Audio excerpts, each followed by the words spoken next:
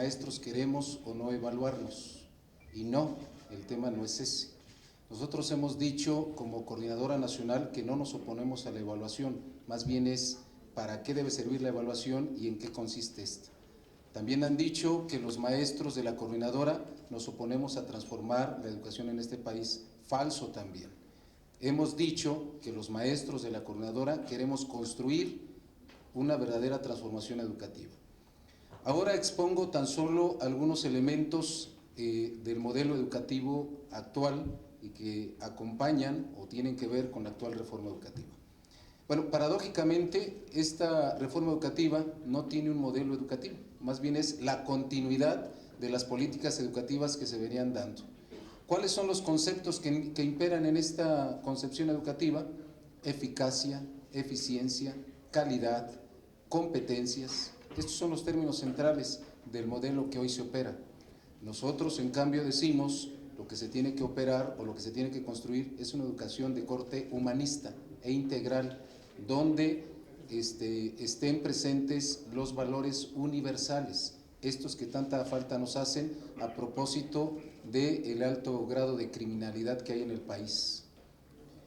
También decimos que hay una pauperización educativa. Nos referimos a que en las escuelas hoy la política educativa se centra fundamentalmente, entre comillas, en el aprendizaje de español y matemáticas. Para que ustedes se den una idea, en las escuelas primarias hay destinado en los planes y programas 4 veces más en estas dos asignaturas que en todas las demás. Es decir, mientras se trabajan 8 horas, por ejemplo, para español, solamente se trabaja 1 hora y media para formación cívica y ética o historia.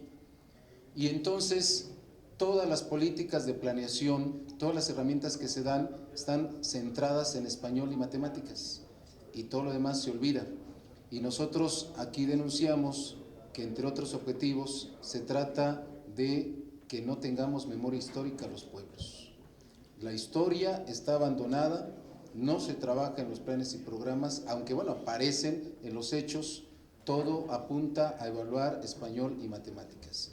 Y para que tengan ustedes una idea, en el libro de 5º grado hay 3 hojas para ver toda la historia de Mesoamérica, para que tengamos un poco la idea de qué se está haciendo con este asunto.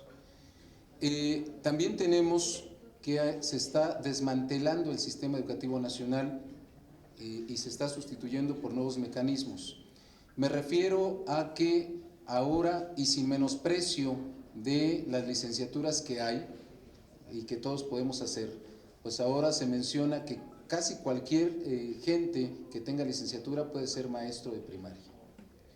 Es decir, en el fondo están desmantelando, atacando, desapareciendo a las normales de nuestro país, las formadoras históricas de maestros.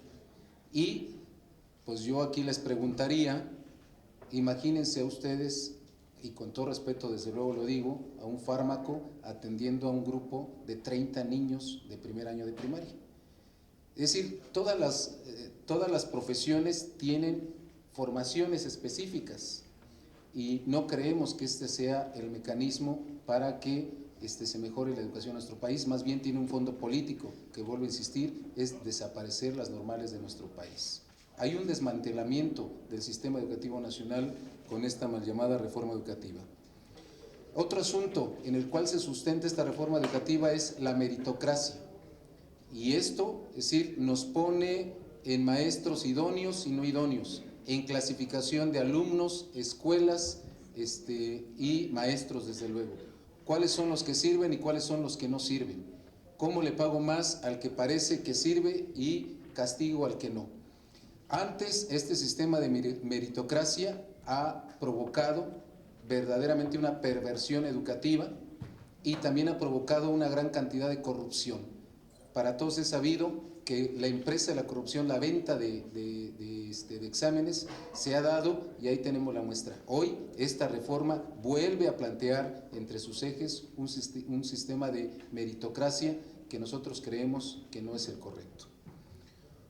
Uno más. Esta reforma educativa tiene un carácter, aparentemente, dicen ellos, evaluación, que nosotros decimos es medición, punitivo. Los artículos 51 y 52 de la Ley de Servicio Profesional Docente se establece.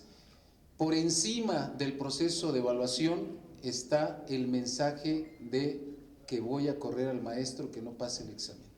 Y esto no crea condiciones para el buen desarrollo docente de los maestros, porque el maestro, en lugar de estar pensando en cómo planear sus clases, está pensando en cómo salvar la cabeza, porque así es la señal. Y digo, habría que decirlo con toda claridad, durante todos estos meses, el secretario de Educación Pública, todos los días, no había día en que no amenazara a los maestros si no pasaban el examen. Y hoy tenemos 3.360 compañeros fuera del servicio, no porque sean malos maestros, porque, ojo, qué contradicción es una reforma educativa que no va a ver a los maestros a las aulas. Es decir, corrieron a los maestros sin saber cómo trabajaban en las aulas. Fue sencillamente por un criterio de mando-obediencia. Ese fue el criterio fundamental que se estableció. Y nosotros decimos, toda reforma educativa necesariamente tendría que ver cómo trabaja el maestro en su aula. Aquí no, se les corrió porque no se quisieron someter los compañeros a un sistema de evaluación que a todas luces es punitivo. Y por último, ténganlo seguro y presente que los maestros de la coordinadora, como todos los maestros del país, hemos generado experiencias, vasta experiencia, que fue despreciada, que fue abandonada, no tomada en cuenta por esta reforma educativa. Tenemos proyectos como el Peteo en Oaxaca, tenemos las escuelas altamiranistas en Guerrero, las escuelas integrales en Michoacán, el PEA en Chiapas, las escuelas de jornada integral en la Ciudad de México. Jamás nos preguntaron a los maestros, a los que todos los días estamos en el aula, cómo podemos hacer una reforma educativa verdaderamente que transforme este país. Por todo lo anterior, el planteamiento que aquí les dejamos nosotros es precisamente la abrogación de esta reforma educativa, pero no para quedarnos sin nada, sino para construir otra.